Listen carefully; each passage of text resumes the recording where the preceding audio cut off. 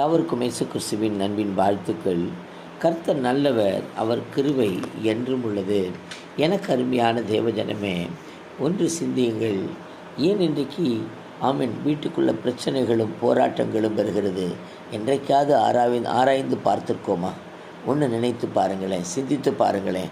காரணம் என்ன? ஏன் வீட்டுக்குள்ளே சமாதானம் இல்லை? காரணம் என்ன தெரியுமா? வேதம் சொல்லுகிறது, புருஷன் தன் மனைவிக்கு செய்ய வேண்டிய கடமையை செய்ய கடவன், அப்படியே மனைவியும் தன் புருஷனுக்கு செய்ய கடவுள் என்று எழுதியிருக்கிறது. எனக்கு அருமையான தேவஜனமே, இன்றைக்கு அவரவருடைய கடமைகளை செய்கிறோமா? ஆராய்ந்து பாருங்கள், நிதானித்து பாருங்கள்.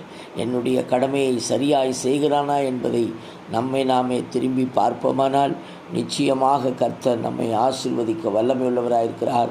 சமாதானத்தை கட்டளையிடுவார், சந்தோஷத்தை நிறைவாக்குவார். தேவையான ஆசீர்வாதங்கள் தேவையான நேரத்தில் வந்து சேரும். ஆமேன்.